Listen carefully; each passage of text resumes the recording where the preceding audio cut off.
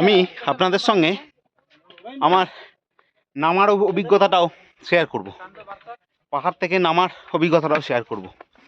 আমি যতটা উঁচুতে উঠেছিলাম, যতটা ট্র্যাক করে উপরে উঠেছি, এখন আবার ততটাই নিচের দিকে নামতে হচ্ছে। এর একটা আলাদা অনুভূতি, মানে একটু যদি আপনার পা স্কিড করে একদম নিচে। চলুন রাস্তাগুলো একটু দেখাই, এবং এই যে ব্যাক করার যে মানে পদ্ধতিটা, কীভাবে নামবেন সেই পদ্ধতিটা আপনার সঙ্গে একটু শেয়ার করি।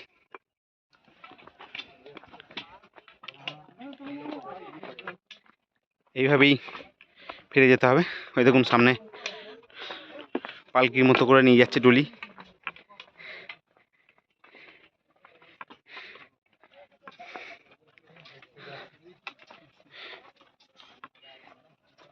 আমি পুরো 12টার সময় নামতে শুরু করলাম, দেখি কতক্ষণ টাইম লাগে নামতে।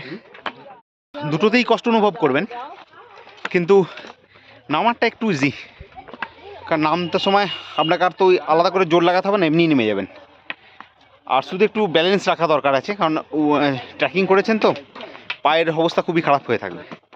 তো পাটে একটু যদি সতর্কভাবে রাখেন তাহলে নামার সময় বেশি অসুবিধা হবে না, যেটা ওঠার সময় যে অসুবিধাটা হয়।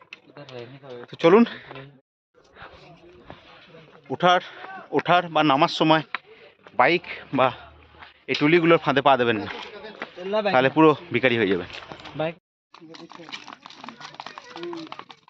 এইরকম ধরনের টুলি আপনারা দেখতে পাবেন।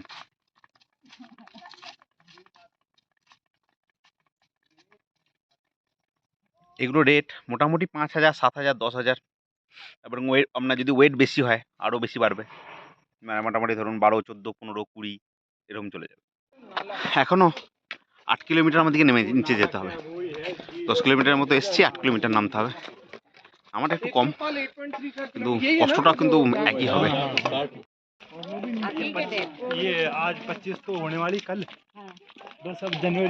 নিচে নামবেন, ওই যে পাহাড়গুলো আমরা ছেড়ে এসেছিলাম, ওই পাহাড়গুলো কাছে আসতে শুরু করবে, এবং পুরো ধোঁয়াশার মধ্যে দিয়ে আপনি যেতে পারবেন।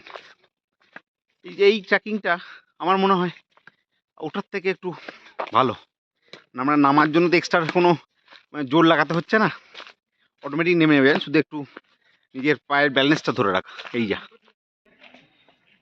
এগুলো পুরো মেঘের সমারোহ, মেঘ দিয়ে ঢাকা আছে, কিন্তু সামনে থাকলে বোঝা যাবে না যে মেঘগুলো আছে, কিন্তু দূরে তাকালেই এটা মেঘগুলো বোঝা যাচ্ছে।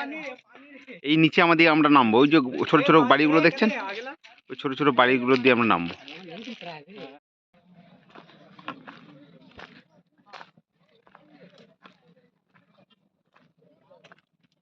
দেখবেন লেখা আছে thank you, visit again Parasnath hill. এটা যখন আপনি নামবেন তখনই দেখতে পাবেন বিএসএফ ক্যাম্পটার পাশে। এরকম যেতে যেতে কিছু শর্টকাট রাস্তা আপনি পাবেন, যেগুলো যদি একটু সাবধানে যান তাহলে রাস্তাটা অনেকটা শর্ট হবে। চলুন যাই।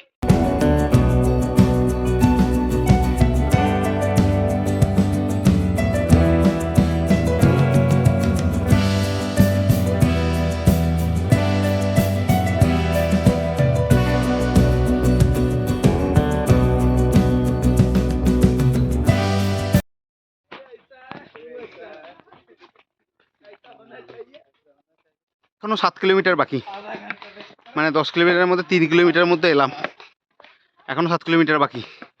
গভীর জঙ্গলের মধ্যে দিয়ে যাচ্ছি, রাস্তা এরকমই।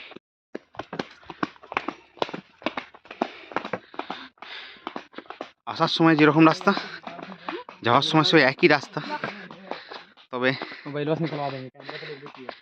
এখান অব্দি উঠাও যায়, রাস্তা একই। অনেক শর্টকাট মেরেছি, এর থেকে আর শর্টকাট হচ্ছে না, তো মেন রাস্তা দিয়ে যেতে হচ্ছে এখন। এটা কষ্টকর বটে, কিন্তু অতটা কষ্টকর না। দেখুন পিছনে একটা বাইক আসছে, সামনে একটা বাইক আসছে, পিছনে একটা বাইক যাচ্ছে, নিয়ে যাচ্ছে। শর্টকাট রাস্তা দিয়ে যাচ্ছি বলে রাস্তাটা অনেকটা শর্ট হয়ে গেল। 12টার সময় আরম্ভ করেছিলাম, এখন বাজছে 12টা 50। চলুন দেখা যাক।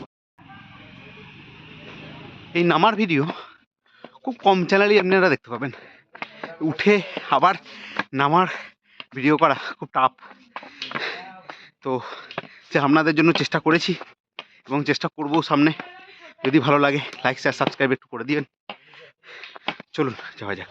নামার সময় আপনাকে আস্তে আস্তে নামতে হবে, ইচ্ছা করলেও জোরে নামতে পারবেন না, আর ওঠার সময় ইচ্ছা করলেও জোরে উঠতে পারবেন না, এমন একটা কঠিন পরিস্থিতি। এখন বাজে 1:36, এখনও বাকি আছে ওই 3.5-4 কিলোমিটারের মতো। চলুন একবার দেখাই।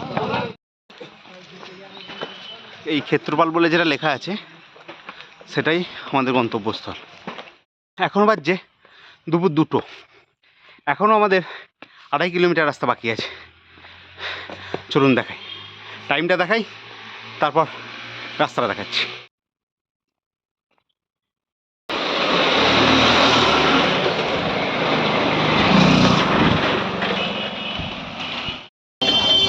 ফাইনালি 3:04-এ পৌঁছালাম। তো জার্নিটা এরকমই ছিল, খারাপ ভালোর মধ্যেই কেটেছে আমার আজকে সারাদিন দিনটা। তো আজকে প্রথম বাজছে তোমার না 3:05। চলুন একবার দেখাই টাইম। তাহলে আজকের ভিডিওটা এই পর্যন্তই, দেখা হচ্ছে নতুন কোনো ভিডিওতে। যদি ভালো লাগে ভিডিওটা লাইক শেয়ার সাবস্ক্রাইব অবশ্যই করে দেবেন, যারা নতুন দেখছেন তারা অবশ্যই সাবস্ক্রাইব করে দিও। তো আজকে এই পর্যন্তই, এবার বাড়ি যাওয়ার পালা, দেখা হবে পরের ভিডিওতে। টাটা।